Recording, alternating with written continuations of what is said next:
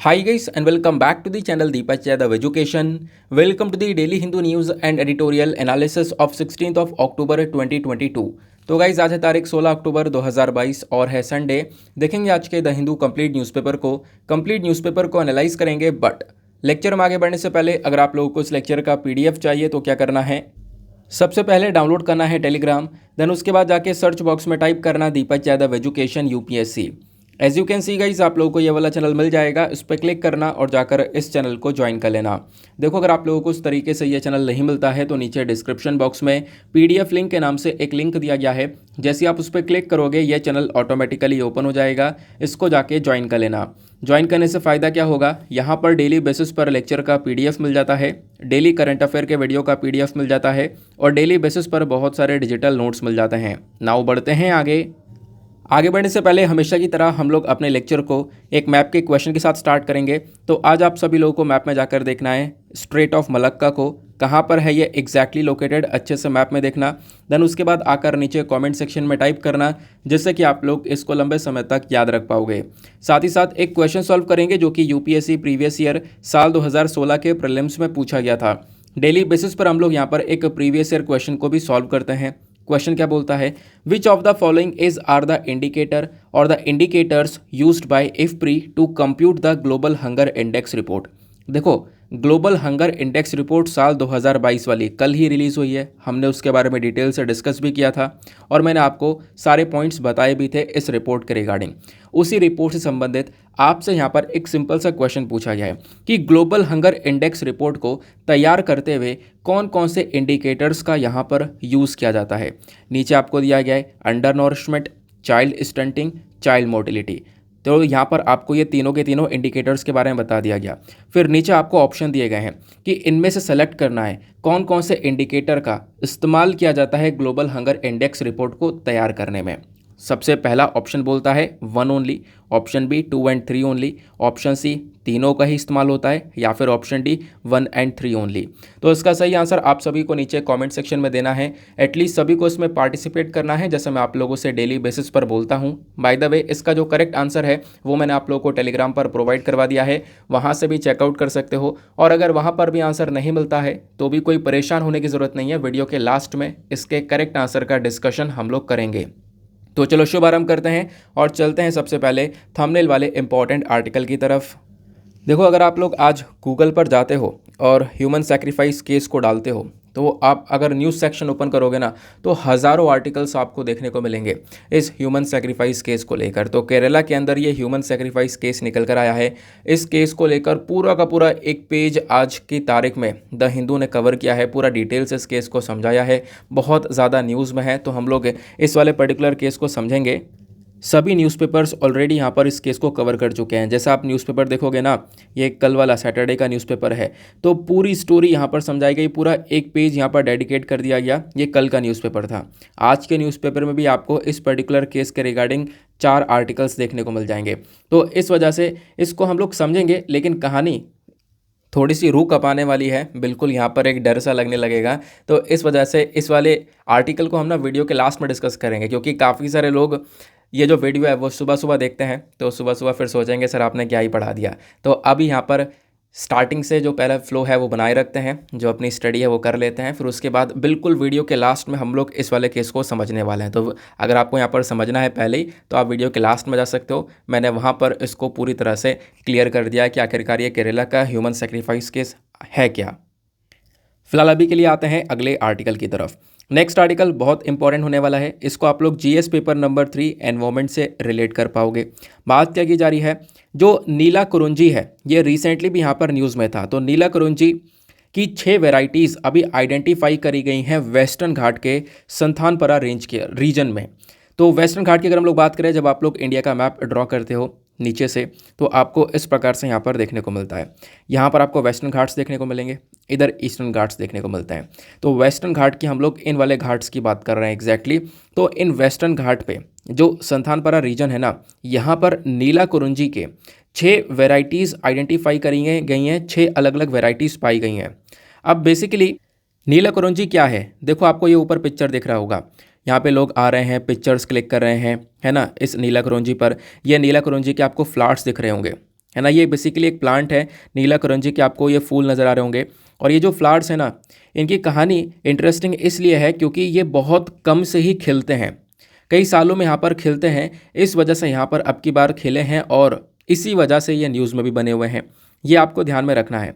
और जैसे मैंने आपको बताया कि जो वेस्टर्न घाट है उसका संथामपरा रेंज, वहीं पर की जो बात है यहाँ पर वो की जा रही है। और उससे भी इम्पॉर्टेंट बात, वेस्टर्न घाट का जो ये पूरा रीजन देखने को मिलता है ना, ये बहुत बड़ा रीजन है।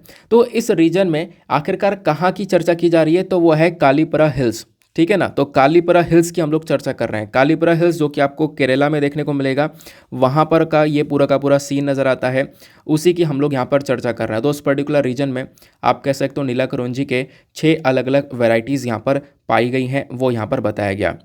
उन 6 वेराइटीज़ के अलग अलग नाम यहाँ पर दिए गए हैं। इन वेराइटीज़ के नाम ध्यान रखना ज़रूरी नहीं है, अभी जो मैं आपको डेटा बताऊंगा वो ज़रूर है ध्यान रखना। ठीक है ना। नाउ ये जो नीला करौंजी की स्पीशीज़ है ना, ये आपको वेस्टर्न घाट्स में ही केवल देखने को मिलती हैं। वेस्टर्न घाट्स के अलावा आपको कहीं और नहीं देखने को मिलेंगी। इस वजह से वेस्टर्न घाट्स के लिए ये एंडेमिक स्पीशी हैं। और वहाँ पर जो कालीपरा हिल्स है, ये कालीपरा हिल्स कहाँ पर है, केरला में है। ध्यान रखना ये वर्ड क्योंकि इंपॉर्टेंट है, तो लोकेशन पूछ ली जाती है। कालीपरा हिल्स केरला में है।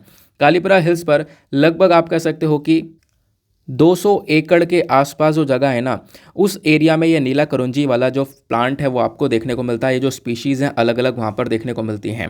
और वहीं पर ये अलग अलग प्रकार की 6 अलग अलग वैरायटीज़ पाई गई हैं।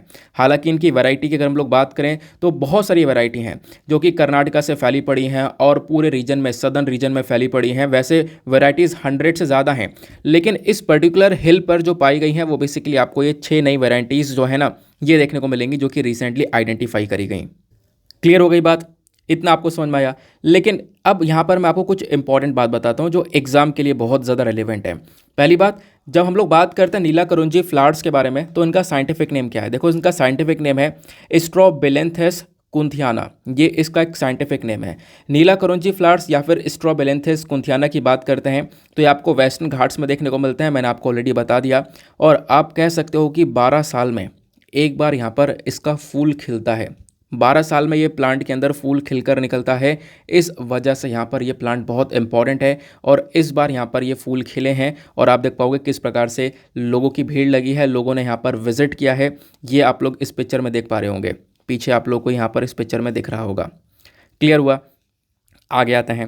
देन उसके बाद में यहाँ पर मेंशन किया जाता है कि ये जो फ्लावर्स आपको देखने को मिल रहे हैं नीला करौंजी के, ये पर्पल और ब्लू कलर के नज़र आते हैं, जैसा मैंने आपको दिखाया अभी। और पर्पल और ब्लू कलर के होने की वजह से ही जो आपने ब्लू माउंटेन्स के बारे में सुना होगा, यानी नीलगिरी हिल्स के बारे में सुना होगा। नीलगिरी हिल्स कौन से स्टेट में, नीचे कमेंट सेक्शन में ज़रूर से बताना। तो नीलगिरी हिल्स का जो नाम है ना, वो भी बेसिकली इसी नीला करौंजी फ्लावर्स के ऊपर ही पड़ा है, क्योंकि ये नीला करौंजी फ्लावर्स आपको वहाँ पर भी देखने को मिलते हैं। नाउ ये जो नीला करौंजी आपको ये देखने को मिल रहा है, ये मैंने आपको बताया वेस्टर्न घाट्स के अंदर पाए जाते हैं। वेस्टर्न घाट्स के अंदर मेजरली पाए जाते हैं और थोड़ा थोड़ा कुछ और जगह में भी देखने को मिलता है, जैसे कि ईस्टर्न घाट में जो शेवरॉय हिल्स है ना, थोड़ा बहुत वहाँ पे पाया जाता है, लेकिन ज़्यादातर वेस्टर्न घाट्स में ही आपको देखने को मिलेंगे। और एंशिएंट अगर हम लोग तमिल लिटरेचर की बात करें तो वहाँ पर कुरुंची फ्लावर का चर्चा की गई है और इस फ्लावर को सिंबलाइज किया गया है लव की तरह। ये फ्लावर बेसिकली एक लव का सिंबल है, आप ऐसा कह सकते हो। तमिल लिटरेचर में ये बातें पहले में लिखी हुई हैं, ये बातें यहाँ पर मेंशन्ड हैं। साथ ही साथ में सबसे पहली बार यहाँ पर इसको डिस्क्राइब किया गया था, एक जर्मन बॉटनिस्ट हैं गॉटफ्रेड डैनियल, इन्होंने यहाँ पर इसको पूरी तरह से डिस्क्राइब किया था, इस फ्लावर को डिस्क्राइब किया था। और ये जो प्लांट है जो कि बहुत लंबे समय बाद यहाँ पर इस पर फूल खिलता है, उन प्लांट्स को क्या बोलते हैं, उनको बोलते हैं प्लेस्टेशियल्स। ठीक है ना, प्लेटेशियल्स यहाँ पे बोला जाता है। तो ये वर्ड भी ध्यान में रखना है।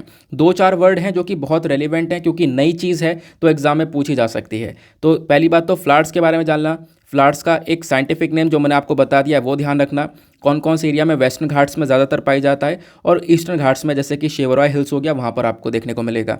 दूसरी इंपॉर्टेंट बात, कुछ ऐसे प्लांट जो कि कई सालों बाद खिलते हैं, बहुत लंबे पीरियड बाद खिलते हैं, उनको क्या बोलते हैं, तो उनको प्लेटेशियल्स बोलते हैं। ये बात ध्यान में रखनी है। तो ये 4 पॉइंट अपने पास में नोट्स में ऐड करके रख लेना, क्योंकि इंपॉर्टेंट है कि रिसेंटली भी न्यूज़ में था और ये वापस से न्यूज़ में आ चुका है। एक बात और, कालीपरा हिल्स कहाँ पर है, ये आपको केरला में देखने को मिलेगा, जिसकी चर्चा हम लोग यहाँ पर कर रहे हैं। क्लियर हो गई बात। तो ये यहाँ पर करंट अफेयर पढ़ा, करंट अफेयर से हम लोगों ने कुछ स्टैटिक डेटा को लिंक किया जहाँ से एग्जाम में क्वेश्चन बन सकता है। आगे आते हैं नेक्स्ट आर्टिकल पर। आगे बढ़ने से पहले एक छोटा सा काम करना, वीडियो पे जो लाइक का बटन है उसको आप लोग प्रेस ज़रूर से कर देना। एक छोटा सा टारगेट है 5K प्लस लाइक्स का, जिसको आप लोग अचीव करवा सकते हो। साथ ही साथ में मेरे साथ में इंस्टाग्राम पे कनेक्ट हो सकते हो। इंस्टाग्राम पे जाना, सर्च बॉक्स में टाइप करना दीपक यादव एजुकेशन, आपको ये वाला प्रोफाइल मिलेगा। यहाँ पर आप मेरे साथ में पर्सनली कनेक्ट कर पाओगे। और नीचे कॉमेंट सेक्शन में ज़रूर से पार्टिसिपेट किया करो। जो भी क्वेश्चन आपसे वीडियो के अंदर पूछे जा रहे हैं आप उनका आंसर दिया करो। इससे आपका और मेरा जो इंगेजमेंट है वो बढ़ता है। हम लोग यहाँ पर मतलब खासकर मैं लोगों के नाम जान पाता हूँ, लोगों के नाम पता चलते हैं, और जो रेगुलर कमेंट में एक्टिव रहते हैं उनके बारे में जो उनका नाम है, प्रोफाइल है, वो याद होने लगता है। तो आप लोग ज़रूर पार्टिसिपेट किया करो। नेक्स्ट आर्टिकल पर आते हैं। अगला आर्टिकल भी बहुत ज़्यादा रेलेवेंट होने वाला है और इसको भी आप लोग जीएस पेपर नंबर 3 एनवायरमेंट से ही रिलेट कर पाओगे। बात क्या की जा रही है, तो अभी असम के अंदर एक हाथी की जान गई है, उसके बारे में यहाँ पे कवर किया गया। तो कहोगे हमारे लिए क्यों इंपॉर्टेंट है, तो ध्यान रखना इस हाथी की जो जान गई है ना, वो इलेक्ट्रिक करंट की वजह से गई है। इलेक्ट्रिक वायर लटक रहा था, उससे टच होने के बाद में यहाँ पर इस हाथी की जान गई है, जिसकी वजह से यहाँ पर ये न्यूज़ में बना हुआ है। और इस प्रकार के इंसिडेंसेस लगातार हम लोग देखते हैं कि अलग अलग कारणों की वजह से जो हमारे हाथी हैं उनकी जान चली जाती है। और इससे क्या होता है, इससे यहाँ पे आप देख पाओगे एक इम्पैक्ट पड़ता है उनकी पॉपुलेशन के ऊपर, उनकी पॉपुलेशन कम होने लगती है। तो ये कहीं ना कहीं हमारे एनवायरनमेंट के ऊपर नेगेटिव इम्पैक्ट डालता है। इस वजह से इसके बारे में पढ़ना थोड़ा सा ज़्यादा ज़रूरी है। अगर आप लोग देखोगे तो मैंने आपको डायरेक्टली बता दिया कि एग्जैक्टली क्या है। उसके बाद यहाँ पर अगर आप एक इम्पॉर्टेंट चीज़ देखो तो पिछले कुछ समय में इसी प्रकार के अलग अलग इंसिडेंसेस की वजह से लगभग 12 डेथ हुई हैं। इसी इलेक्ट्रिक करंट की वजह से, इलेक्ट्रोक्यूशन की वजह से 12 के आसपास हाथियों की डेथ हुई है पिछले कुछ समय में, ये बताया गया। अलग अलग तारीखें बता रखी है, 5 अक्टूबर, 8 अक्टूबर, वो तारीखें ध्यान में रखने की आपको आवश्यकता नहीं है। अब बताया ये जा रहा है 3 मेजर कारण आपको दिख रहे हैं जिसकी वजह से सबसे ज़्यादा हाथियों की जान जा रही है। वो मेजर कारण क्या क्या नज़र आते हैं। सबसे पहला इलेक्ट्रोक्यूशन, ये मैंने आपको बताया, इलेक्ट्रिक करंट लग जाना। दूसरा यहाँ पर पॉइजनिंग है ना।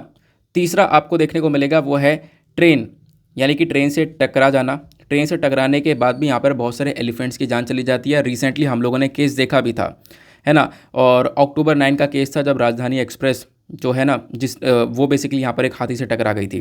तो इस प्रकार से यहाँ पर बहुत सारे केसेस निकल कर आते हैं और इन सब चीज़ों को देखते हुए हमें एक सोल्यूशन की ज़रूरत है। हमें यहाँ पर कुछ ना कुछ करना होगा, नहीं तो ये हमारे वाइल्ड लाइफ के ऊपर एक नेगेटिव इम्पैक्ट यहाँ पर डालता रहता है।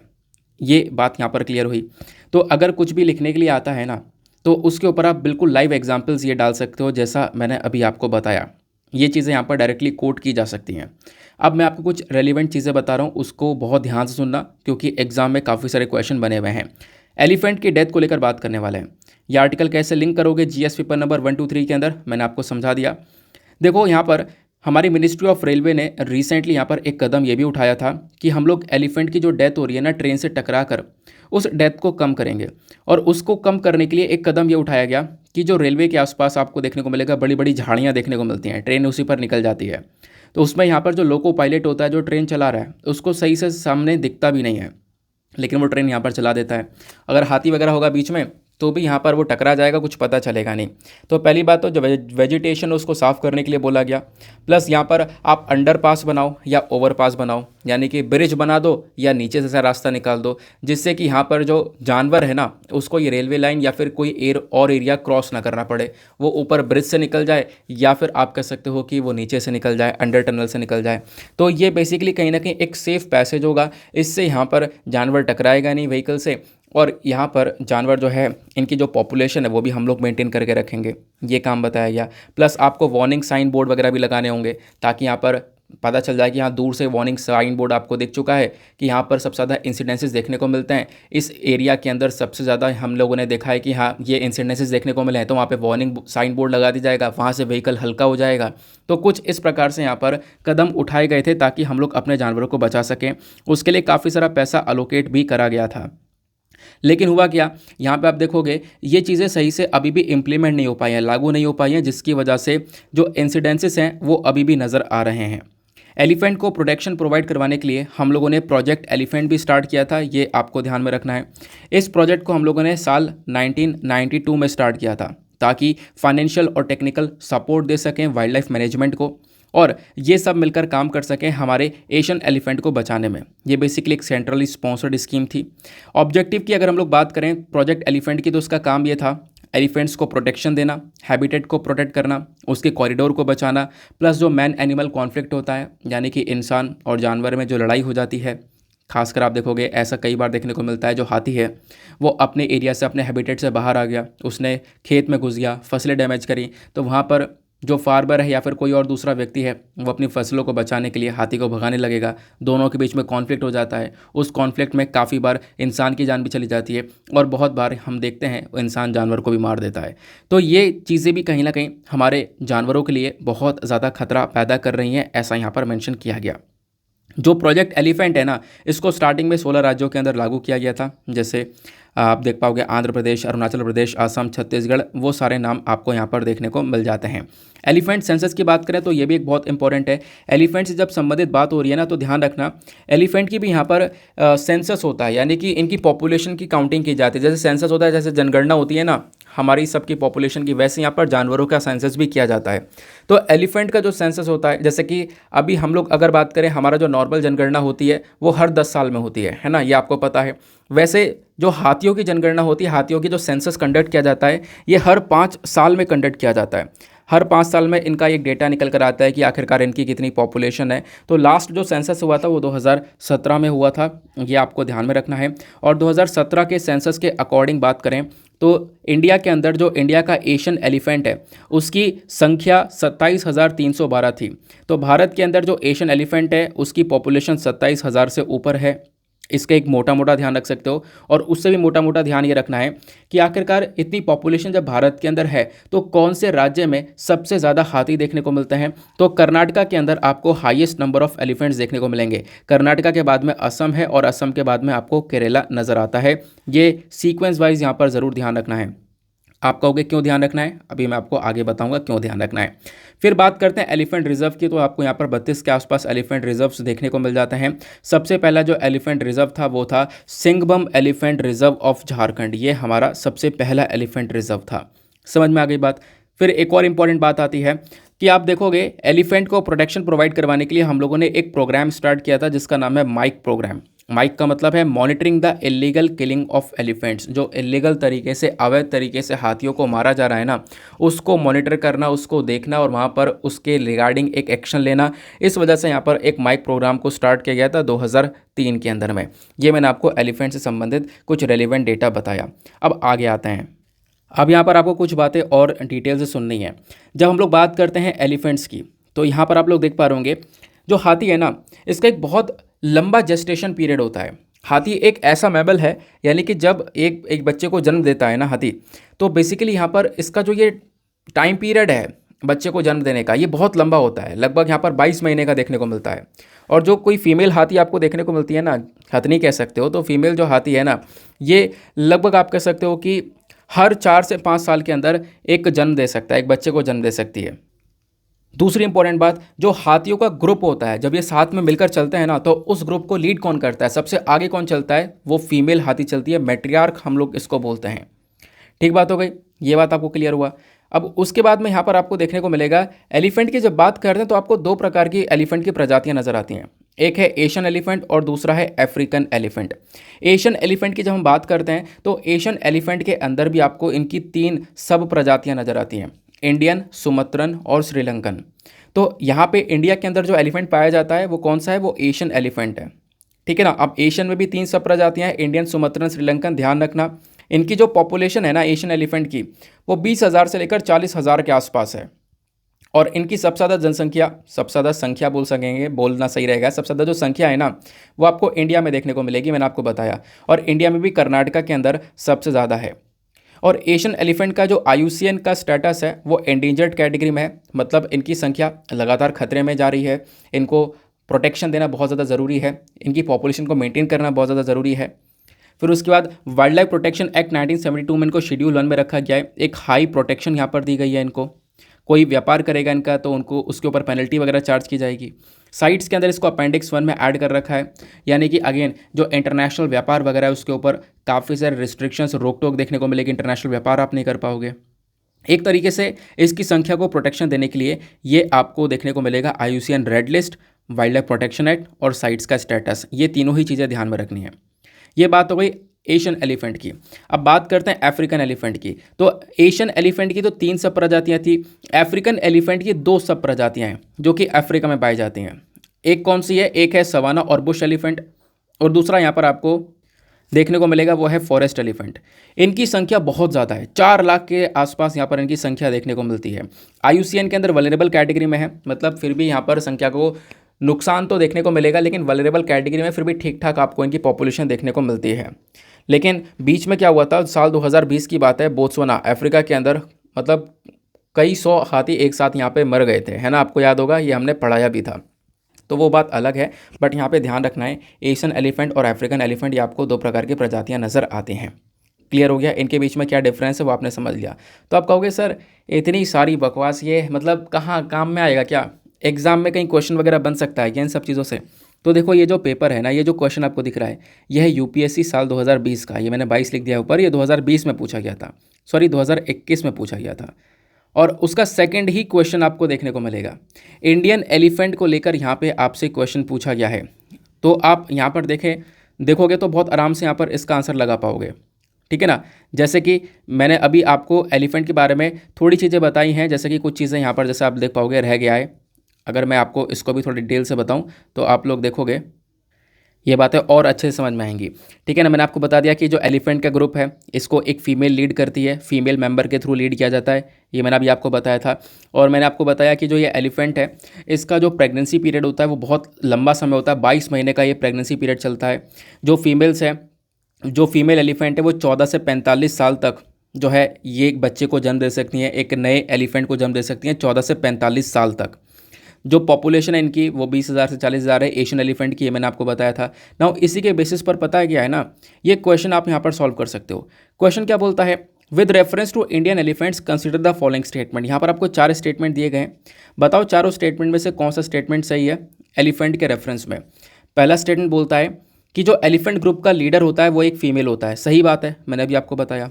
दूसरा, जो मैक्सिमम जेस्टेशन पीरियड होता है वो 22 महीने का होता है, प्रेगनेंसी पीरियड 22 महीने का होता है, ये हम लोगों ने अभी डिस्कस किया। तीसरा स्टेटमेंट देखोगे कि जो एलिफेंट है ना वो नॉर्मली यहाँ पर एक बच्चे को जन्म दे सकता है 40 साल तक केवल, ये गलत है। अभी मैंने आपको बताया 14 से लेकर 45 साल तक जन्म दे सकता है, तो दूसरा स्टेटमेंट गलत हो जाता है, तीसरा वाला स्टेटमेंट गलत हो जाता है। चौथा स्टेटमेंट बोलता है जब हम लोग इंडिया के स्टेट्स की बात करते हैं तो सबसे ज़्यादा जो संख्या है एलिफेंट की वो केरला में है, ये भी गलत है, क्योंकि मैंने अभी आपको बताया केरला में नहीं है, कर्नाटका में है, कर्नाटका के बाद केरला आता है, कर्नाटका में वैसे सबसे ज़्यादा पॉपुलेशन है। तो थर्ड और फोर्थ गलत हो गए, फर्स्ट एंड सेकंड सही हो गए, तो इसका करेक्ट आंसर क्या हो जाएगा, ऑप्शन ए हो जाएगा। तो ऐसे क्वेश्चन बन जाते हैं। क्लियर हुआ, आगे आते हैं। फिर आपको याद आ रहा होगा कि पूरा सप्ताह मैंने यहाँ पर एक आर्टिकल डिस्कस नहीं किया आपके साथ में, शायद ट्यूसडे में ये आर्टिकल न्यूज़ में आया था, उसके बाद मैं डिस्कस नहीं कर पाया था। फिर मैंने सोचा कल डिस्कस करेंगे, कल डिस्कस करेंगे, रोज़ाना वीडियो बहुत लंबा हो जाया करता था, तो ये आर्टिकल मैं डिस्कस नहीं कर पा रहा था ना। फाइनली आज संडे है, संडे में एडिटोरियल वगैरह आते नहीं हैं, तो हमारे जो छोटे आर्टिकल्स हैं वो आते हैं, वो तो मैं डिस्कस कर ही रहा हूँ। उसके साथ साथ ये वाला आर्टिकल भी हम लोग कवर करेंगे, पेंडिंग था। देखो एक स्टैचू यहाँ पर बन रहा है, ये स्टैचू यहाँ पर किन का है, ये स्टैचू है यहाँ पर सेंट बसवन्ना जी का। जो सेंट बसवाना है उनका ये स्टैचू देखने को मिलेगा, ठीक है ना। पहली बात तो स्टैचू का हाइट कितना है, लगभग ये 111 फुट का स्टैचू देखने को मिलेगा। और 12th सेंचुरी के एक सोशल रिफॉर्मर हैं सेंट बसवाना, उनका ये स्टैचू है। ये बन कहाँ पे रहा है, ये बेंगलुरु मैसूरू रोड पर, बेंगलुरु जो मैसूरू रोड है ना बेंगलुरु के अंदर में, बेसिकली अगर हम लोग बात करें वहीं पर पास में एक गाँव है, वहीं पर ये स्टैचू तैयार किया जा रहा है। अब इस स्टैचू को आप लोग बहुत ध्यान से देखना, ठीक है ना। यहाँ पर एक हाथ आगे है, हाथ में यहाँ पर कुछ आपको दिख रहा होगा, है ना। तो अगर हम लोग इसको रियल स्टैचू देखें तो रियल कैसे दिखता है, तो आपको रियल ये वाला देखने को मिलेगा, यह है सेंट बसवाना जी का स्टैचू, ठीक है ना। ये इनका ये पिक्चर आपको गूगल पर देखने को मिलेगा, और यही वाला जो स्टैचू वो यहाँ पर बनाया जा रहा है। तो इनके हाथ में क्या है, इनके हाथ में इष्टलिंग यानी शिवलिंग की एक फॉर्म है, इष्टलिंग, वो आपको देखने को मिलेगा, ठीक है ना।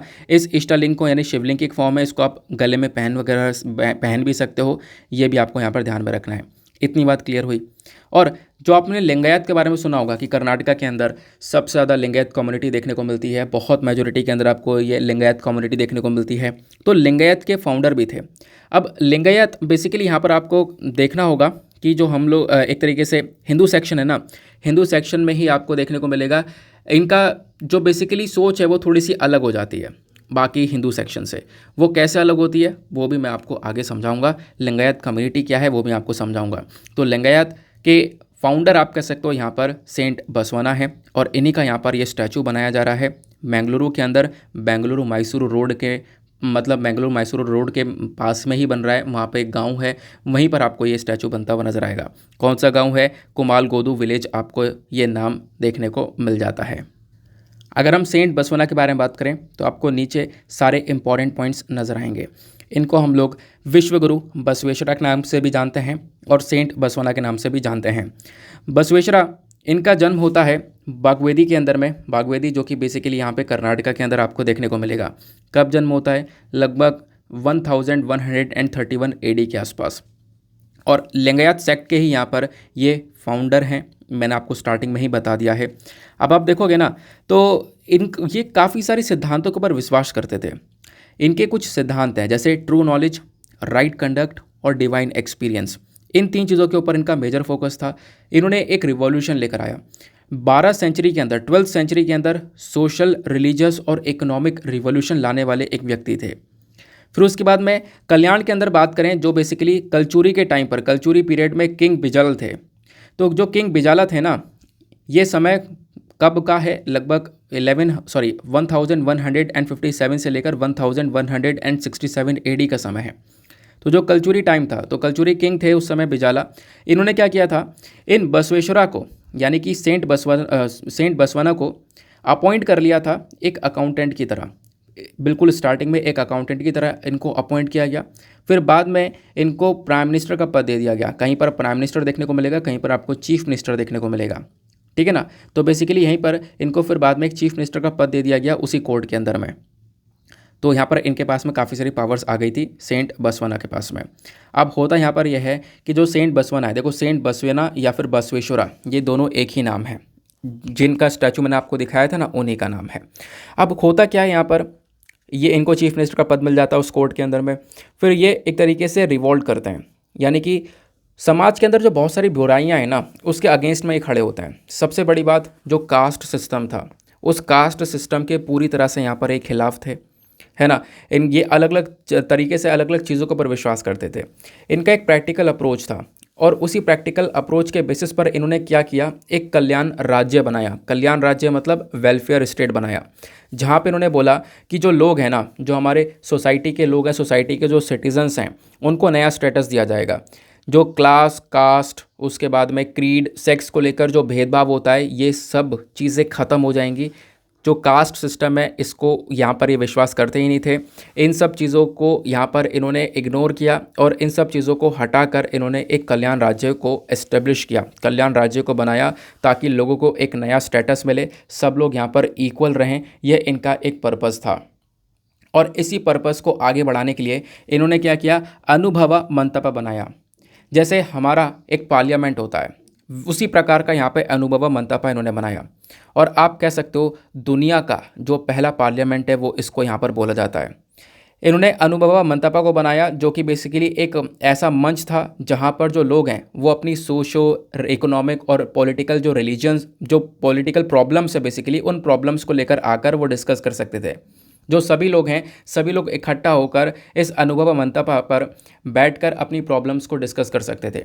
और सबसे इंपॉर्टेंट बात पता है क्या थी, जो कि यहाँ पर आपको मेंशन नहीं देखने को मिलेगी, यहाँ पे इन्होंने वेमेन को भी अलाउ किया। उस समय पर वेमेन को इतनी जब वैल्यू नहीं दी जा रही थी, तो इन्होंने वेमेन को भी लेकर आए, और वेमेन, मैन, सभी को यहाँ पर इन्होंने एक इक्वालिटी दी। सभी लोग अपनी प्रॉब्लम्स को डिस्कस कर सकते हैं, ये बात यहाँ पर रखी गई थी। और इसी वजह से अनुभव मंतपा को यहाँ पर इन्होंने एस्टेब्लिश किया था, ताकि लोग अपनी पर्सनल प्रॉब्लम्स को यहाँ पर शेयर कर सकें, और ये काम हुआ भी। और इसी वजह से अनुभव मंतपा को पहला पार्लियामेंट ऑफ इंडिया बोला जाता है। पार्लियामेंट ऑफ इंडिया, मैंने सॉरी वर्ल्ड बोल दिया, पहला पार्लियामेंट ऑफ इंडिया भी बोला जाता है इसको, ठीक है ना। मतलब ये उस समय की बात है, यूरोप वगैरह के अंदर ही पार्लियामेंट नहीं हुआ करता था उस समय। यहाँ पर इंडिया के अंदर इस प्रकार की आप कह सकते हो सोच थी इनकी।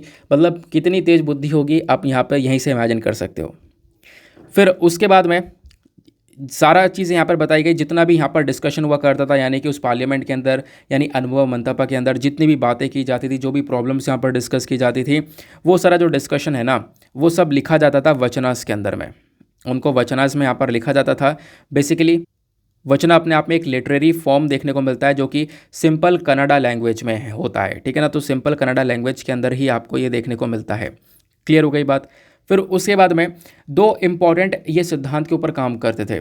जैसा पहला काया का यानी डिवाइन वर्क, इनके अकॉर्डिंग बात करें तो उनका कहना यह है कि हर एक व्यक्ति, जो हर एक इंडिविजुअल है सोसाइटी के अंदर, उसको जो अपनी जॉब है ना अपने चॉइस की करनी चाहिए और जॉब के प्रति पूरी तरह से यहाँ पर निष्ठा से काम करना चाहिए और अपनी जॉब को सिंसियर तरीके से परफॉर्म करना चाहिए। जो भी आप काम कर रहे हो पूरे दिल से करो, सिंसियर तरीके से यहाँ पर उसको परफॉर्म करो। दूसरा यहाँ पर इनका प्रिंसिपल था वो था इक्वल डिस्ट्रीब्यूशन, यानी कि जो वर्क है ना वो इक्वली यहाँ पर डिस्ट्रीब्यूट होना चाहिए मेन एंड वीमेन के बीच में। इस प्रकार से यहाँ पर इनका एक दूसरा प्रिंसिपल भी आपको ये देखने को मिल जाता है। और यहाँ पे जो सेंट बसवना है ये काफ़ी लंबे समय से न्यूज़ में बने हुए हैं, क्योंकि आप देखोगे 14 नवंबर 2015 की बात है, हमारे प्राइम मिनिस्टर ने इनका एक स्टैचू को लगभग लंदन के अंदर यहाँ पर इसका उद्घाटन किया था। इनके स्टैचू का लंदन के अंदर जो थेम्स नदी है ना वहीं पर उसके किनारे इनका स्टैचू का उद्घाटन किया गया था। इस वजह से ये न्यूज़ में बने हुए थे और अभी यहाँ पर फिर से एक स्टैचू बन रहा है, उस वजह से भी यहाँ पर ये न्यूज़ में है। क्लियर हो गई बात। आई होप आपको यहाँ पर सारी बातें समझ में आ चुकी हैं। अब देखोगे तो साल 2016 में ऐसे यहाँ पर एक क्वेश्चन पूछा गया था। क्वेश्चन बेसिकली यहाँ पर ये हिस्ट्री का है, मेडिवल हिस्ट्री का आपको ये देखने को मिलेगा। बोला जाता है with reference to the cultural history of medieval India consider the following statement. History को देखते हुए, मेडिवल हिस्ट्री को देखते हुए आप लोगों को यहाँ पर दो स्टेटमेंट दिए गए हैं, बताना यह है कि कौन सा स्टेटमेंट सही है। पहला स्टेटमेंट बोलता है जो सिद्धाज हैं या फिर सितार्स हैं, तमिल रीजन का जो ये सिद्धाज आपको देखने को मिलते हैं ये मोनोथीस्टिक थे एंड यहाँ पर ये आइडोलिट्री को कंडेम किया करते थे, यानी कि जो मूर्ति पूजा है ना उसकी निंदा करते थे, एक भगवान के अंदर बिलीव किया करते थे। उसी प्रकार से यहाँ पर दूसरा स्टेटमेंट ये बोलता है कि जो कन्नड़ा रीजन के अंदर लिंगायत कम्युनिटी है ना वो भी बेसिकली क्वेश्चन करती है थ्योरी ऑफ फ्री बर्थ को, यानी कि पुनर्जन्म को लेकर यहाँ पर क्वेश्चन उठाती है और जो कास्ट सिस्टम है उसको रिजेक्ट करती है। ये मैंने आपको सिंपल सा बताया ही है। वैसे अगर हम लोग बात करें तो इसमें से कौन सा स्टेटमेंट सही है, तो दोनों के दोनों स्टेटमेंट आपको यहाँ पे करेक्ट देखने को मिलेंगे। अब दोनों स्टेटमेंट आपको सही देखने को मिलेंगे, मैं आपको समझाता हूँ। देखो मैंने अभी आपको क्या बताया कि जो यहाँ पर एक सोशल रिफॉर्मर हैं 12th सेंचुरी के किंग बसवना, ये बेसिकली यहाँ पर लिंगायत के फाउंडर हैं, लिंगायत सेक्ट के फाउंडर हैं। कर्नाटका के अंदर लिंगायत सबसे ज़्यादा फॉलो किया जाता है। तो कन्नड़ा रीजन के अंदर जो लिंगायत है ना ये बेसिकली जन्म को लेकर भी क्वेश्चनिंग करते हैं। जो कास्ट हायरार्की होती है, मैंने आपको बताया ना जो कास्ट है, कास्ट सिस्टम है, उसके खिलाफ आपको ये देखने को मिलते हैं और कास्ट सिस्टम को यहाँ पे रिजेक्ट कर दिया था सेंट बसवाना ने। तो यहाँ पर आप देख पाओगे उसी के बेसिस पर आप इसको समझ सकते हो और दूसरा स्टेटमेंट यहाँ पर हो जाता है सही। और पहला स्टेटमेंट भी सही है, जो सिद्धांत आपको देखने को मिलेंगे तमिल रीजन के वो मोनोथीस्टिक हैं, एक भगवान के अंदर बिलीव करते हैं और जो आइडोलेट्री यानी कि जो मूर्ति है उस मूर्ति को यहाँ पर नहीं मानते, सिर्फ एक भगवान के ऊपर यहाँ पर बिलीव करते हैं। तो इस वजह से यहाँ पर आप देखोगे तो सी जो है वो आपका करेक्ट आंसर हो जाएगा। थोड़ा सा आप पढ़ोगे तो इसके बारे में पता चलेगा वैसे, लेकिन यहाँ पर ये कुछ छोटी सी इन्फॉर्मेशन थी तो एक क्वेश्चन इसी से संबंधित था तो मैंने सोचा आपको बता दिया जाए। नाउ जब हम लोग बात करते हैं लिंगायत की, मैंने आपको बता दिया लिंगायत के फाउंडर कौन है, यहाँ पर सेंट बसवना या बसवेश्वरा, ये दोनों ही नाम आपको देखने को मिलते हैं। तो लिंगायत इन्होंने फाउंड किया, लिंगायत की अलग मांगे थी और लिंगायत भी आपको पता होना चाहिए कि मूर्ति पूजा के ये भी खिलाफ थे। साथ ही साथ में हिंदू धर्म से यहाँ पर ये अलग थे। किस चीज़ पर अलग थे? देखो इनकी जो पॉपुलेशन है ना वो कर्नाटका के अंदर देखने को मिलेगी। 18% की आबादी यहाँ पर कर्नाटका के अंदर लिंगायत कम्युनिटी वाली देखने को मिलती है। 12वीं सदी में स्थापना हुई, मैंने आपको बता दिया, क्योंकि इन्होंने यहाँ पर इसको एस्टेब्लिश किया था और 12th सेंचुरी के अंदर ही यहाँ पर इन्होंने बेसिकली यहाँ पर एक सोशल रिफॉर्मर की तरह काम किया था। संस्थापक कौन है? बसवना, ये मैंने आपको बता ही दिया है। दूसरी इंपॉर्टेंट बात, लिंगायत जो कम्युनिटी के लोग हैं इनकी विचारधारा क्या होती है? इनकी विचारधारा की अगर हम लोग चर्चा करते हैं तो आपको सबसे पहला देखने को मिलेगा कि जैसे कि मृत्यु के बाद में हम लोग क्या करते हैं, शव को जला देते हैं, लेकिन ये दफनाने की परंपरा को आगे बढ़ाते हैं। दूसरा जो वेदास हो गया, कास्ट सिस्टम हो गया, अग्नि पूजा हो गया, मूर्ति पूजा हो गया, इन सब चीज़ों के अंदर ही यहाँ पर ये बिलीव नहीं करते हैं, ठीक है ना। तो ये थोड़ा सा डिफरेंस देखने को मिल जाता है आपको, हिंदू धर्म से थोड़ा सा अलग आपको यहाँ पर ये मान्यताएं देखने को मिल जाती हैं लिंगायत सेक्ट की। आई होप आपको ये बातें समझ में आई। इसी के बेसिस पर हम लोग वो वाला क्वेश्चन सॉल्व कर सकते थे जो कि हम लोग ऑलरेडी अभी कर चुके हैं। नेक्स्ट आर्टिकल पर आते हैं। नाउ नेक्स्ट आर्टिकल बहुत ज़्यादा इंपॉर्टेंट होने वाला है, बहुत ध्यान से आपको ये सारी बातें सुननी है। देखो हमारे प्राइम मिनिस्टर ने बहुत सारी बातें बोली हैं कल के दिन। अब ये बातें कहाँ पर बोली गई हैं, देखो मैं आपको एक चीज़ बताता हूँ। कल क्या हुआ था, कल सैटरडे में पीएम मोदी ने कुछ शब्द रखे, और ये सारे शब्द रखे थे कब, क्योंकि जब all India conference of law minister, ये जो कॉन्फ्रेंस हो रहा था ना, इसका उद्घाटन इन्होंने किया, उस कॉन्फ्रेंस को एड्रेस कर रहे थे, और इस कॉन्फ्रेंस को एड्रेस करते हुए इन्होंने बहुत सारे पॉइंट्स बोले। सबसे पहला पॉइंट इनका कहना यह है, जस्टिस डिलीवरी जो है ना आज के टाइम पर, ये बहुत बड़ा चैलेंज है इंडिया के अंदर में। केस जाता तो है कोर्ट के अंदर, लेकिन वो कोर्ट के अंदर फिर वो केस चलता रहता है, पेंडिंग पड़ा रहता है, और पेंडेंसी भी आज बहुत ज़्यादा है, बहुत सारे करोड़ों में केसेस पेंडिंग आपको देखने को मिलेंगे। तो जस्टिस डिले भी है, साथ ही साथ में जस्टिस डिलीवरी में आपको बहुत देरी देखने को मिलेगी, प्लस दूसरी बात मैंने आपको बताया, जो पेंडिंग केसेस हैं वो भी बहुत ज़्यादा हैं। तो इस चीज़ को लेकर एक चिंता व्यक्त करी है पीएम मोदी ने।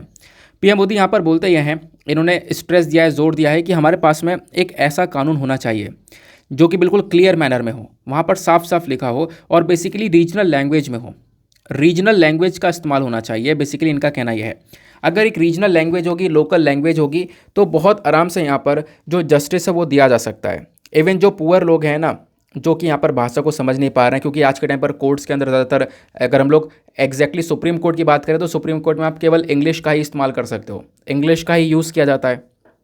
तो वही बात यहाँ पर बोली जा रही है कि अगर रीजनल लैंग्वेज की बात करें तो रीजनल लैंग्वेज अगर क्लियर मैनर में होगी, और अगर लोकल लैंग्वेज के अंदर सारा काम होगा, तो इससे क्या होगा, सभी लोग उसको बहुत अच्छे से समझ पाएंगे।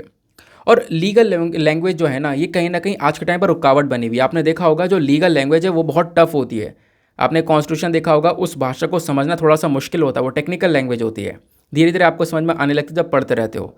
तो बेसिकली कहीं ना कहीं एक बैरियर बना हुआ है, तो वो भाषा जो कानून की भाषा है ना, वो लोगों को समझ में नहीं आती है।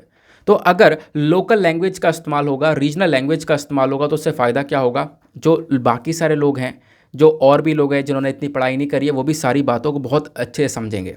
यानी जो ये कानूनी भाषा है ना, ये रुकावट नहीं बनेगी, लोगों को बहुत आराम से सारी चीज़ें समझ में आएंगी। तो वो बात यहाँ पर हमारे पीएम मोदी बोलते हैं। साथ साथ इन्होंने यहाँ पर बोला कि हमारे पास में आज ऐसे अभी भी बहुत सारे कानून हैं जो कि अंग्रेज़ों के समय से चले आ रहे हैं, अंग्रेज लेकर आए थे। तो बेसिकली हमने उसमें से काफ़ी सारे कानून जो हैं, बहुत पुराने पुराने कानून है, वो तो हम लोगों ने ख़त्म कर दिए हैं, स्क्रैप कर दिए हैं, लेकिन अभी भी कुछ हैं जिनको स्क्रैप करना बाकी है। ये बात इनके थ्रू यहाँ पर बोली जाती है। इन्होंने बोला 1500 से ज़्यादा जो फालतू के इररेलेवेंट लॉस थे वो हम लोगों ने स्क्रैप कर दिए, वो ख़त्म कर दिए हैं, जो कि यहाँ पर ब्रिटिशर्स लेकर आए थे। और ये चीज़ें यहाँ पे कहीं ना आप कह सकते हो गुलामी की याद दिलाती हैं, अगर कोई ब्रिटिशर की पहचान बचती है यहाँ पर तो उन चीज़ों को ख़त्म किया गया, और भी जो भी चीज़ें बची हैं वो धीरे धीरे यहाँ पर ख़त्म की जाएंगी। फिर यहाँ पर पीएम मोदी बोलते हैं कि देखो जो जस्टिस है ना, ये जस्टिस अगर प्रॉपरली टाइम पर सही तरीके से लोगों को मिले, सबको समझ में आए, तो इससे यहाँ पर क्या होगा, लोगों के अंदर एक कॉन्फिडेंस बूस्ट होगा, लोगों के अंदर एक विश्वास जागेगा। आज के टाइम पर विश्वास इसलिए नहीं जागता क्योंकि केस जाता है कोर्ट के अंदर, चक्कर काटते रह जाते हैं, पेंडिंग हो जाता है, या फिर यहाँ पर वो बहुत ज़्यादा उसमें देरी हो जाती है, लोग भूल जाते हैं। तो ये अपने आप में चैलेंज है जिसको टैकल करना होगा, और ख़ासकर यहाँ पर क्या करना होगा, एक रीजनल लैंग्वेज का इस्तेमाल करना होगा, अपनी लोकल लैंग्वेज का इस्तेमाल करना होगा लीगल सिस्टम के अंदर में, ताकि लोगों को प्रॉपर जस्टिस मिले। क्लियर हो गई बात? आई होप आपको एक एक बात बहुत सरल से शब्दों में समझ में आ चुकी है।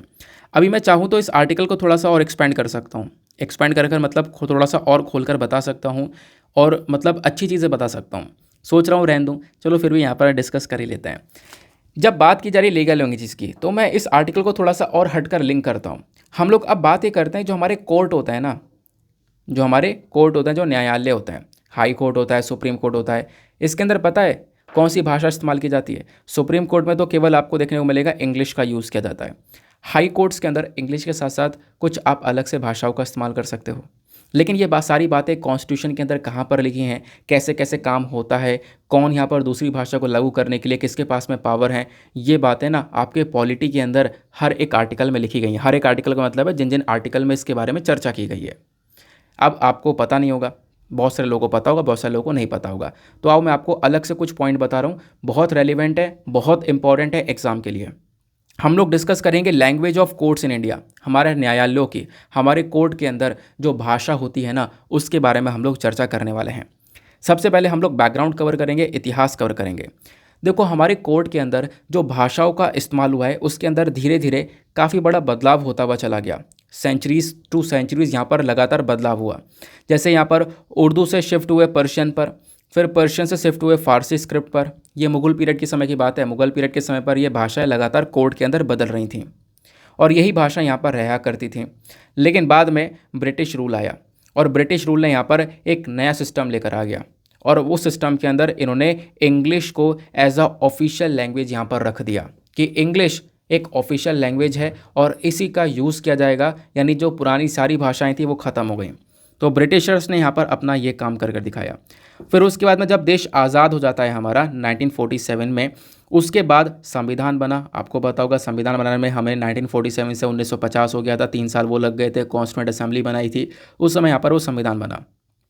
अब होता यह है कि आर्टिकल 343 जो इतने सारे आर्टिकल्स आपको संविधान में देखने को मिलते हैं ना, उसका आर्टिकल 343 जो है हमारे संविधान का, वो क्या बोलता है? वो हमें बताता है ऑफिशियल लैंग्वेज के बारे में। वो ये बोलता है कि जो ऑफिशियल लैंग्वेज है वो क्या होगी, वो हिंदी होगी इन देवनागरी स्क्रिप्ट।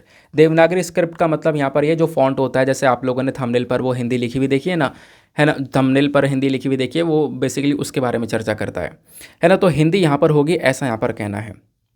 तो ऑफिशियल लैंग्वेज हिंदी होगी, ये बात यहाँ पर हमारे संविधान में आर्टिकल 343 के अंदर बोली गई है। लेकिन अब आप सोच रहे होंगे कि सर आपने स्टार्टिंग में बोला था कि सुप्रीम कोर्ट के अंदर अभी भी अंग्रेजी भाषा चलती है, वो क्यों चलती है? अभी आपको धीरे धीरे ये सारी बातें समझ में आएंगी। देखो, जब आर्टिकल 343 के अंदर यहाँ पर ये ऑफिशियल लैंग्वेज के बारे में चर्चा की गई थी, संविधान हमारा बन रहा था, तो स्टार्टिंग में ये बात भी रख दी गई थी कि इंग्लिश लैंग्वेज का भी इस्तेमाल किया जाएगा। जब से हमारा संविधान बना है ना, उसके 15 साल तक इंग्लिश लैंग्वेज को भी ऑफिशियल पर्पस की तरह इस्तेमाल करेंगे। जो भी हमारा ऑफिशियल पर्पस होगा उसमें इंग्लिश लैंग्वेज का भी इस्तेमाल होगा 15 साल तक। लेकिन उसके बाद तक ये चीज़ें ऐसे ही चलती रहीं, इंप्लीमेंट होती रहीं। वो भी मैं आपको समझाऊंगा क्यों चलती रहीं। 15 साल तक चलना चाहिए था, आज तो 75 साल पूरे हो चुके हैं, ख़त्म हो जानी चाहिए थी चीज़ें, लेकिन नहीं ख़त्म हुआ। वो क्यों नहीं हुआ, आगे मैं आपको समझाता हूँ, ठीक है ना। ये बात आपको यहाँ पर क्लियर हुई। अब देखो, हम लोगों ने अभी डिस्कस किया किस चीज़ के बारे में, हमारे संविधान के आर्टिकल 343 के बारे में, जो कि हिंदी के बारे में बात करता है। हिंदी बेसिकली यहाँ पर इसको एक ऑफिशियल लैंग्वेज बनाने के बारे में चर्चा करता है, ठीक है ना। फिर उसके बाद में इंग्लिश को 15 साल तक रखने के लिए बात करता है। फिर अब यहाँ पे आपको कुछ और आर्टिकल्स भी पढ़ने होंगे। आर्टिकल 343 के बाद में एक आर्टिकल आता है 348 348 क्लॉज 1 सब क्लॉज ए। जब आप लोग ये वाला आर्टिकल देखोगे ना, तो ये क्या बोलता है? ये बोलता है unless parliament by law provides otherwise. यानी कि जब तक पार्लियामेंट प्रोवाइड नहीं करवा देता, तब तक जितनी भी प्रोसीडिंग्स सुप्रीम कोर्ट के अंदर और हाई कोर्ट के अंदर होंगी, वो सब इंग्लिश में होंगी। मतलब जब तक पार्लियामेंट एक लॉ नहीं बना देता अलग से, तब तक सुप्रीम कोर्ट के अंदर और हाई कोर्ट के अंदर जितने भी यहाँ पर प्रोसीडिंग्स होंगे, जितने भी केस चलेंगे, वो सब यहाँ पर इंग्लिश में ही होंगे। ये आर्टिकल 348 में एग्जैक्टली बता दिया गया था। फिर आर्टिकल 348 का जो क्लॉज 2 देखोगे, हमने ये ऊपर डिस्कस किया है क्लॉज 1 सब क्लॉज ए। अब क्लॉज 2 को देखोगे तो ये क्या बोलता है? ये बोलता है कि गवर्नर ऑफ अ स्टेट, हमारा जो राज्य का राज्यपाल है, यानी कि जो गवर्नर है एक राज्य का, ये क्या कर सकता है? हमारे प्रेसिडेंट का, इनसे प्रेसिडेंट से अप्रूवल ले सकता है। प्रेसिडेंट से हाँ लेने के बाद में हिंदी का उपयोग कर सकता है एज अ ऑफिशियल पर्पस। यानी कि अभी आप लोग देखोगे आर्टिकल 348 में तो डायरेक्टली बोल दिया गया कि भैया सुप्रीम कोर्ट और हाई कोर्ट में इंग्लिश का इस्तेमाल होगा जब तक पार्लियामेंट कोई कानून नहीं बना देता। तो बेसिकली आज के टाइम तक आप देखोगे इंग्लिश का इस्तेमाल हो रहा है। लेकिन इसी में आर्टिकल 348(2) ये बोलता है कि अगर चाहे तो हमारा जो राज्य के राज्यपाल हैं, यानी जो स्टेट के गवर्नर हैं, वो प्रेसिडेंट से एक अप्रूवल लेकर अपने राज्य में, राज्य की बात कर रहा हूँ, हाई कोर्ट की बात कर रहा हूँ, सुप्रीम कोर्ट की बात नहीं कर रहा हूँ, हाई कोर्ट के अंदर इंग्लिश के अलावा हिंदी या फिर किसी दूसरी और लैंग्वेज का भी इस्तेमाल कर सकते हैं एज अ ऑफिशियल पर्पस। समझ में आई ना बात? तो आर्टिकल 348(1) के अंदर तो सुप्रीम कोर्ट और हाई कोर्ट के अंदर इंग्लिश में बात होगी जब तक पार्लियामेंट लॉ नहीं बना देता, वो बात हो गई। आर्टिकल 348 क्लॉज 2 के अंदर बोला गया स्टेट को यहाँ पर कुछ छूट दी गई। जो हमारे स्टेट हैं, उनके जो गवर्नर हैं, वो प्रेसिडेंट से परमिशन लेने के बाद में क्या कर सकते हैं? हिंदी या फिर किसी और दूसरी भाषा, इंग्लिश के अलावा बात कर रहा हूँ, इंग्लिश के अलावा हिंदी या फिर किसी और दूसरी भाषा को एज अ ऑफिशियल पर्पस लागू कर सकते हैं हाई कोर्ट की प्रोसीडिंग्स में, लेकिन उसके लिए गवर्नर को प्रेसिडेंट से परमिशन लेनी होगी, प्रेसिडेंट का कंसेंट लेना होगा। तो क्या ऐसा किसी राज्य ने किया भारत में? क्या किसी राज्य ने अपने हाई कोर्ट के अंदर भाषाएं चेंज करी? हाँ किया। उत्तर प्रदेश ने किया, बिहार ने किया, राजस्थान ने किया, मध्य प्रदेश ने किया। इनके स्टेट के गवर्नर ने क्या किया? प्रेसिडेंट से, राष्ट्रपति से परमिशन ली। परमिशन लेने के बाद में अपने हाई कोर्ट में हिंदी का इस्तेमाल शुरू कर दिया। इंग्लिश के अलावा आप दूसरी भाषा इस्तेमाल कर सकते हो, तो ये कदम यहाँ पर इन स्टेट्स ने उठा दिया, अपने हाई कोर्ट के अंदर हिंदी का यूज़ करने लगे। और तमिलनाडु यहाँ पर एक ऐसा स्टेट है जो भी यहाँ पर एक तरीके से काम कर रहा है इसी पर्टिकुलर चीज़ पर, और ये भी यहाँ पर तमिल लैंग्वेज को अपने हाई कोर्ट के मत यूज़ के अंदर लेकर आने के लिए पूरी एक तरीके से कोशिश कर रहे हैं, वो बात यहाँ पर रखी जा रही है। नाउ आगे आता है। अब इसका मतलब यह है कि हाई कोर्ट के अंदर हम लोग यहाँ पर दूसरी भाषा का इस्तेमाल कर सकते हैं, हाँ, लेकिन प्रोविज़न क्या है वह मैंने अभी आपको ऊपर बताया। अब आपसे मैं एक सवाल पूछूं, तो क्या सुप्रीम कोर्ट के अंदर कौन सी भाषा का इस्तेमाल कर सकते हैं, आप बता सकते हो? तो अभी काफ़ी सारे लोग कन्फ्यूज आ जाएंगे किस चीज़ को लेकर कि सर हिंदी का भी कर सकते हैं, इंग्लिश का भी कर सकते हैं। नहीं, सुप्रीम कोर्ट की बात नहीं करी है मैंने, जितनी भी बात करी है ना वो हाई कोर्ट की बात करी है। अगर स्टेट का गवर्नर राष्ट्रपति से परमिशन लेकर इंग्लिश के अलावा किसी दूसरे भाषा को लेकर आना चाहता है राज्य में, तो बेसिकली उसमें हाई कोर्ट में, तो बेसिकली हाई कोर्ट की ही बात हो रही है, वहाँ पे सुप्रीम कोर्ट की बात नहीं हो रही है। सुप्रीम कोर्ट के अंदर अभी भी आपको इंग्लिश ही देखने को मिलेगी। तो हमारा जो संविधान है ना वो इंग्लिश को अभी भी एज अ प्राइमरी लैंग्वेज देखता है। सुप्रीम कोर्ट के अंदर अभी भी यहाँ पर इंग्लिश ही आपको देखने को मिलती है। इनफैक्ट जब हम लोग हाई कोर्ट के अंदर भी दूसरी भाषा को इस्तेमाल कर रहे हैं, दूसरी भाषाओं को लेकर आ रहे हैं, उसके बावजूद भी जो जजमेंट वगैरह है ना वो इंग्लिश में ही डिलीवर होने चाहिए। ये बात एग्जैक्टली बोल दी गई संविधान के अंदर कि जो जजमेंट है वो आपको इंग्लिश में ही देखने को मिलेंगे, ठीक है ना। तो इंग्लिश को बहुत ज़्यादा प्रोमिनेंसी मिली हुई है, आप ऐसा कह सकते हो। अब जितने भी ये आर्टिकल होते हैं, आर्टिकल मैंने आपको 343 बताया, 348 clause A sub clause A बताया, फिर उसके बाद में आर्टिकल 348 क्लॉज 2 बताया। अब ये जो आर्टिकल है इनको लागू करने के लिए एक एक्ट बनाया जाता है। आर्टिकल ऐसे लागू तो नहीं होगा, एक्ट बनेगा।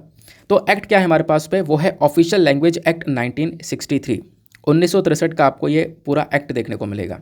ये क्या करता है, ये हमारे स्टेट के गवर्नर को पावर देता है अगेन। अब स्टेट का गवर्नर क्या कर सकता है, हमारे प्रेसिडेंट से परमिशन लेने के बाद में हिंदी या फिर किसी दूसरी भाषाओं का इस्तेमाल कर सकता है। मतलब इंग्लिश के साथ साथ ये भाषाएं भी अलग से ऐड की जा सकती हैं हाई कोर्ट के अंदर में, ठीक है ना। ये बेसिकली एक्ट के अंदर बोल दिया गया। लेकिन आप भले ही दूसरी भाषा ऐड कर लो, लेकिन जो जजमेंट वगैरह निकल कर आएगा ना वो जजमेंट इंग्लिश में भी होना चाहिए, वो बात यहाँ पे बोली गई है। उसका ट्रांसलेशन इंग्लिश में भी होना चाहिए, क्योंकि इंग्लिश एक ऐसी भाषा है जिसको यहाँ पर आप कॉमन लैंग्वेज कह सकते हो कि कोई अगर, क्योंकि जब आप लोग रीजनल लैंग्वेज की बात करते हो ना तो यहाँ पर नॉर्थ में हिंदी बोली जा रही है, साउथ में अलग अलग भाषाएं बोली जा रही हैं, लेकिन इंग्लिश एक कॉमन भाषा है। तो इंग्लिश यहाँ पर सभी को समझ में आ सकती है, वो यहाँ पर बोला जा रहा है। इस वजह से इंग्लिश को एक बहुत ज़्यादा इंपॉर्टेंस भी मिल रहा है। लेकिन ऑफिशियल लैंग्वेज एक्ट के अंदर हाई कोर्ट की तो चर्चा कर ली गई कि भैया हाई कोर्ट के अंदर आप दूसरी भाषाओं का इस्तेमाल कर सकते हो, लेकिन सुप्रीम कोर्ट की चर्चा नहीं करी गई है, सुप्रीम कोर्ट के बारे में मेंशन नहीं है। इसी वजह से सुप्रीम कोर्ट के अंदर इंग्लिश का ही यूज़ किया जाता है। क्लियर हो गई बात। चलो आगे आते हैं। अब सबऑर्डिनेट कोर्ट की बात करते हैं, जो और नीचे आपको कोर्ट देखने को मिलेंगे। सबऑर्डिनेट कोर्ट की बात करेंगे तो बिल्कुल हाई कोर्ट की तरह सारी चीज़ें बिल्कुल यहाँ पर सेम है। सबऑर्डिनेट कोर्ट में भी जो स्टेट गवर्नमेंट है, जो राज्य सरकार है, उनके पास में पावर है कि वो कोई भी रीजनल लैंग्वेज को एज अ ऑल्टरनेटिव डिक्लेयर कर सकती हैं। उनके पास पावर है कि किसी भी रीजनल लैंग्वेजेस को यहाँ पर वो कह सकती हैं कि हाँ भैया कोर्ट के अंदर जो प्रोसीडिंग है ना वो इस पर्टिकुलर लैंग्वेज में चलेगी। तो जैसे हाई कोर्ट के अंदर है वैसे ही आपको यहाँ पर सबऑर्डिनेट कोर्ट में देखने को मिलता है। इसमें कुछ ज़्यादा डिफरेंस नहीं है, तो आप लोग इसको यहाँ पर ऐसे भी छोड़ सकते हो। क्वेश्चन ये आता है कि इंग्लिश को इतनी ज़्यादा यहाँ पर मान्यता दी जा रही है, इतना इंपॉर्टेंस दिया जा रहा है, आखिरकार क्यों, रीज़न क्या है? सबसे पहली बात देखोगे जो केसेस है ना वो दुनिया भर से निकल कर आते हैं। सुप्रीम कोर्ट में अभी तक इंग्लिश लागू है, ऐसा क्यों?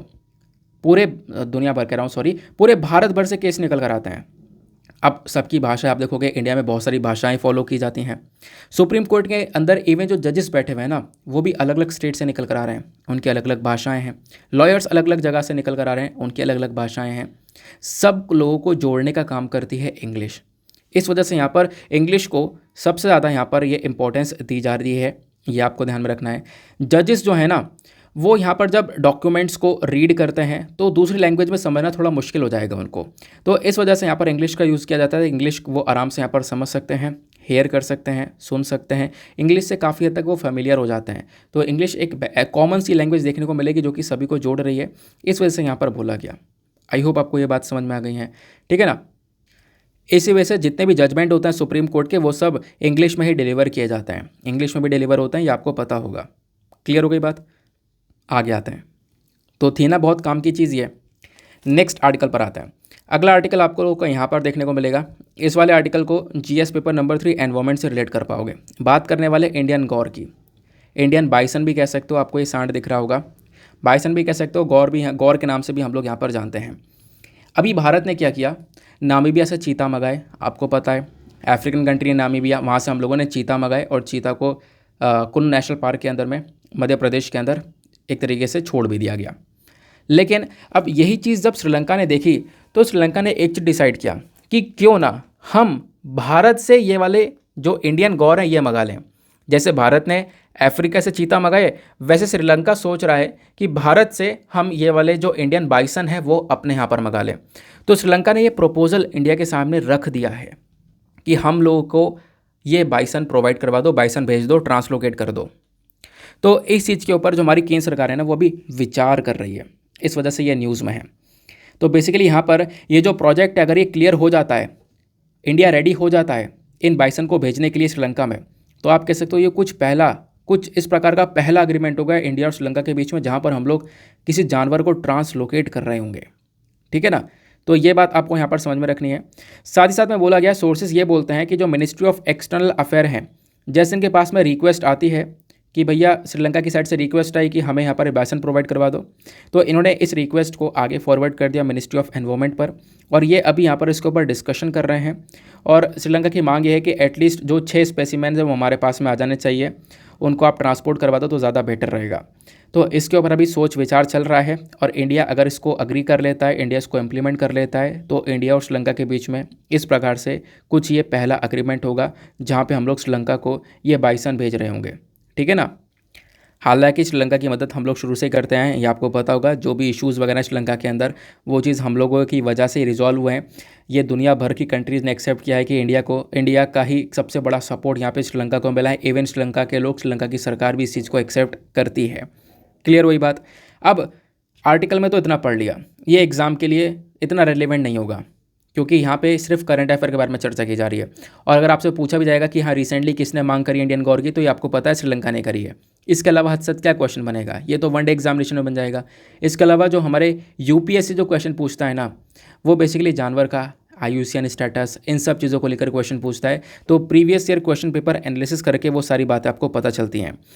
तो अब हम लोग यहाँ पे बात करने वाले हैं इंडियन बाइसन गौर के बारे में। गौर के बारे में सारी बातें हम डिस्कस करेंगे, आखिरकार क्या है।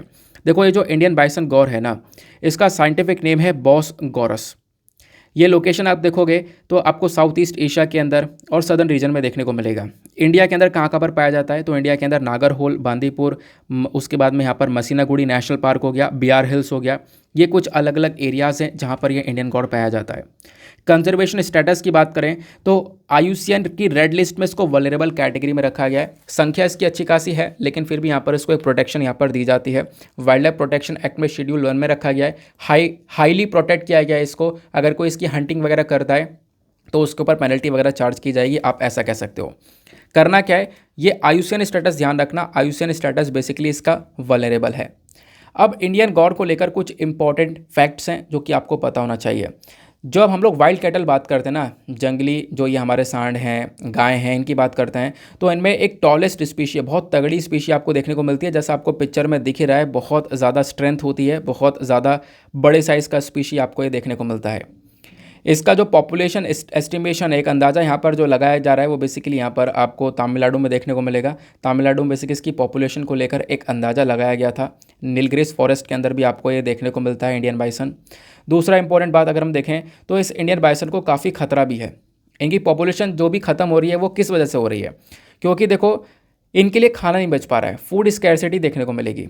क्योंकि घास वगैरह के ऊपर ज़्यादा डिपेंडेंट होते हैं, तो घास वगैरह वैसे ख़त्म हो रही है, फॉरेस्ट वगैरह कट रहे हैं, ट्रीज़ वगैरह गिर रहे हैं, है ना। तो इसकी वजह से भी यहाँ पर आप कह सकते हो फूड की कमी हो रही है इनके लिए, जिसकी वजह से इनकी जान जा रही है। दूसरा, पोचिंग हो जाती है। मतलब ये जो गॉड मीट है ना, गौर ये आपको देखने को मिलेगा ना, इंडियन बाइसन, इसके मीट की डिमांड बहुत है। डिमांड मीट की बहुत ज़्यादा है, जिस वजह से यहाँ पर कमर्शियल वैल्यू इसकी बहुत ज़्यादा है और इसकी वजह से हंटिंग वगैरह की जाती है, एज अ मीट की तरह यहाँ पर इसका ट्रेड किया जाता है।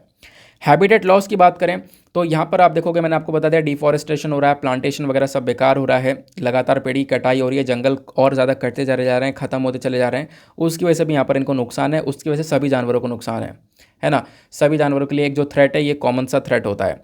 बाकी ह्यूमन एनिमल कॉन्फ्लिक्ट भी नज़र आता है।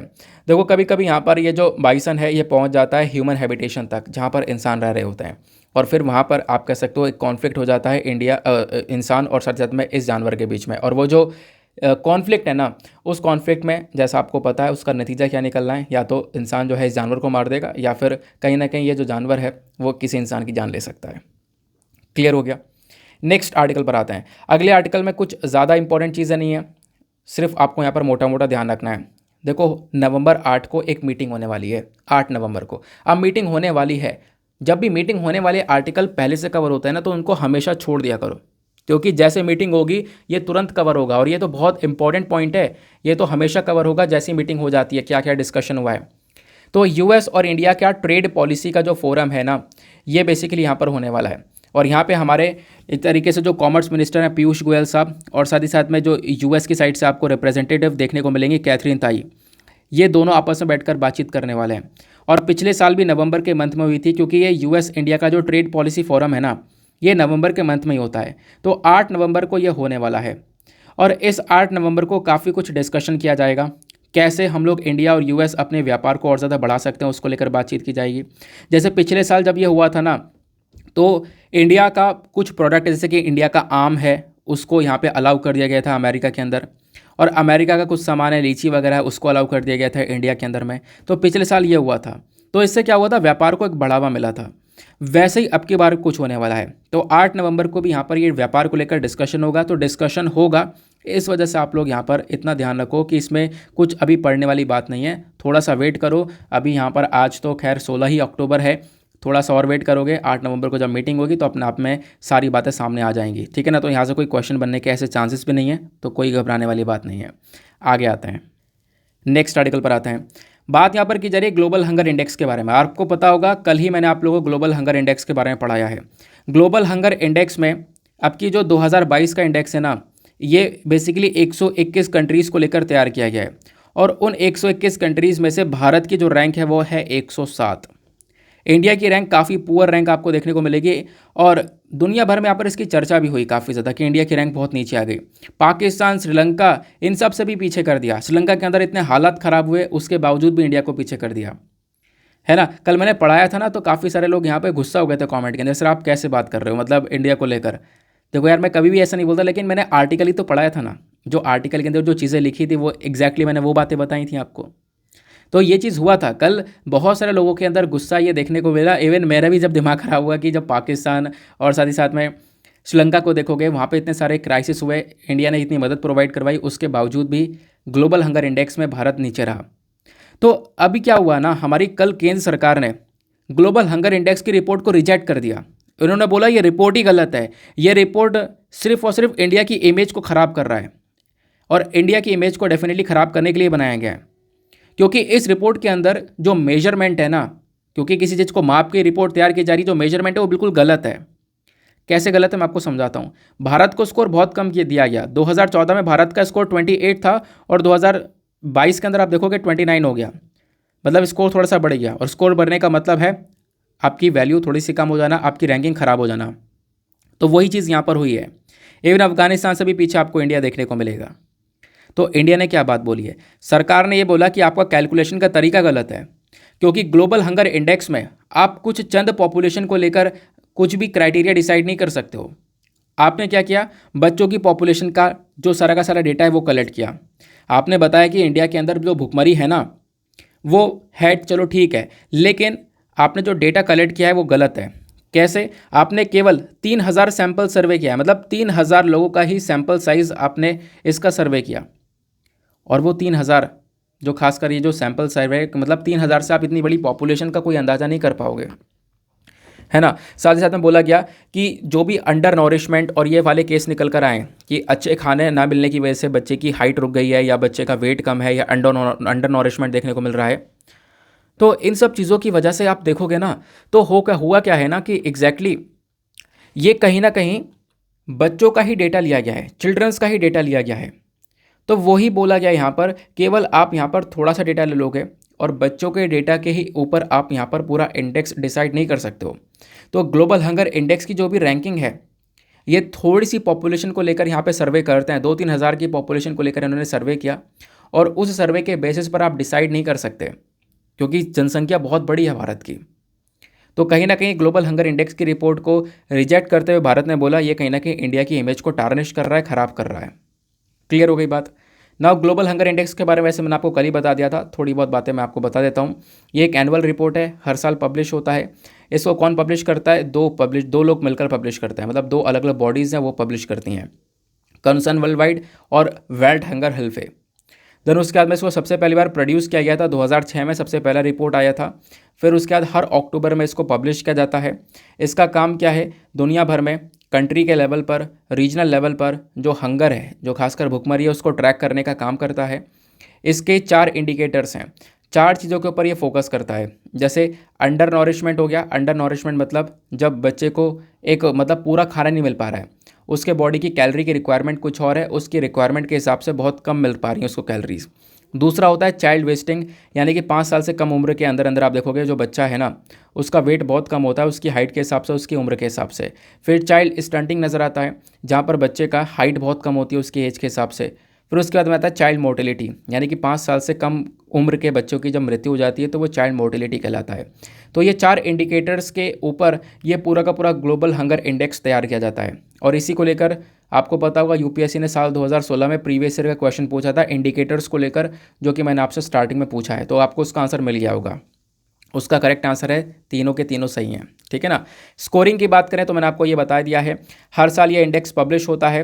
डेटा यहाँ पे काफ़ी सारी अलग अलग जगह से कलेक्ट किया जाता है, फूड एंड एग्रीकल्चर ऑर्गेनाइजेशन हो गया, यूनिसेफ हो गया, WHO हो गया, इन सब से डेटा लेने के बाद में इस इंडेक्स को तैयार किया जाता है।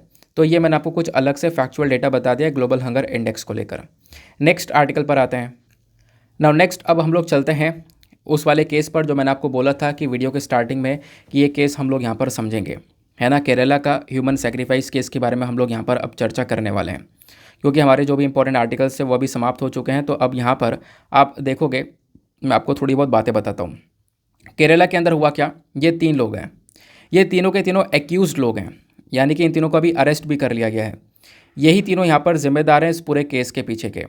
नाम क्या है? ये स्टार्टिंग में जो इंसान दिख रहा है यह है मोहम्मद शफ़ी नाम है। उसके बाद यहाँ पर आपको इधर एक महिला देखने को मिलेंगी, नाम है लैला, और इधर यहाँ पर है भगवल।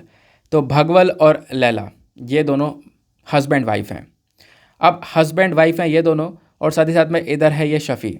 इन तीनों ने ही मिलकर क्या किया? 2 वेमेंस को मार डाला, 2 महिलाओं को मार डाला। यहाँ पर आपको ये दोनों महिला दिख रही होंगी, ठीक है ना। इन दोनों महिला की ह्यूमन सेक्रीफाइस कर दिया, आप ऐसा कह सकते हो। इनका नाम है रोजिली और इनका नाम है पद्मम। तो ये 2 महिला आपको देखने को मिलेंगी। ये केस बहुत ज़्यादा न्यूज़ में आपको देखने को मिलेगा। हुआ क्या, ये जो शफ़ी है ना, ये बेसिकली एक तांत्रिक वगैरह है।